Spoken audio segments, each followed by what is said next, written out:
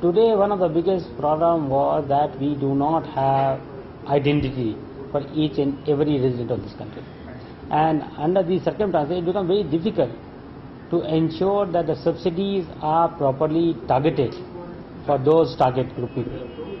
So once a unique identity is given to a resident on the basis of biometrics, thereafter he or she can be tracked very quickly and very efficiently. There is no doubt about that.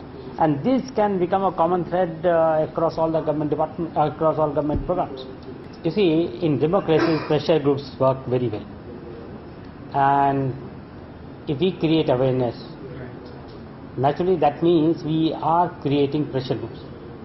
Pressure groups to demand delivery of government services in electronic mode. If there is some kind of a pressure on the government will work a little faster. So that's the way we work. One of the innovative initiative, the Commonwealth Express, was done by DIT. Do you have some plans for similar such? Yes. Last year we started, we took this initiative of starting Commonwealth Express, and 6 coaches were devoted to ICT and especially the e-governance, and these coaches went from one place to another place. It covered almost 50 destinations and large number of people. What was their response? Excellent. They were very happy because it is basically an awareness creation exercise. They were very happy. Yes, so much can be achieved with the help of ICT, and that means slowly and slowly they will start demanding those services from the government.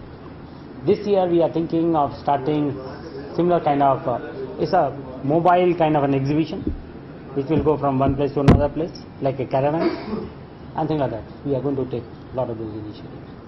And sir, are there some efforts going on assessment of projects as well? All as per the mandate given to us, all e-governance initiatives had to be assessed in terms of their impact, and this assessment exercise is undertaken through third party, independent third party organization like IIMs and IITs. And whenever we undertake an initiative under e-governance, and once it has reached a certain level, and thereafter we deploy these agencies to undertake a third party assessment. And sir, health is one of the key sectors, but it's not part of any GP at the moment, but in the last Apex Committee meeting, it has been decided that we will expand this basket of 27 MMP, and the Cabinet Secretary has given a direction that if possible, let us include education and health and PDS.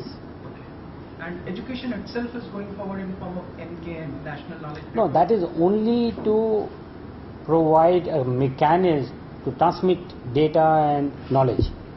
That's only a channel. But ultimately the content has to be developed. You see, under the cloud computing concept, it is possible to use information and use resources and share information and share resources. Otherwise, today what happens that every department is trying to create its own resources, its own platform. That means they are creating their own silos. So there are two problems. First, it means huge cost because everybody is trying to start from the scratch and everybody is trying to develop its own network, own storage facilities and things like that. And secondly, then there may be issues of interoperability because you have got your own silo, I have got my own silo, and these two silos may not be able to talk to each other. On the other hand, if you work through a common platform, then the interoperability is assured. Are you in process of developing some interoperability framework per se? Or? Yes, we have taken initiative in that particular direction also. We have notified a lot of standards. That is for the purposes of interoperability. Not only that, we have come out with a policy, and our policy on the open standard has been notified. In addition to that, we are trying to develop an IFAC. IFAC is Interoperability Government Framework. IFAC, Interoperability Framework of Government.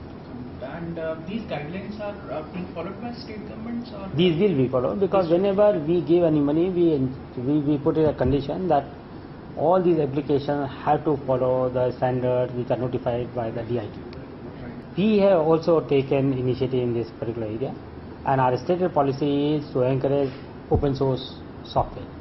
And in addition to that, government has taken a decision in principle that entire data and information which has been created and generated with public money should be available in public domain unless it is sensitive or unless it is confidential.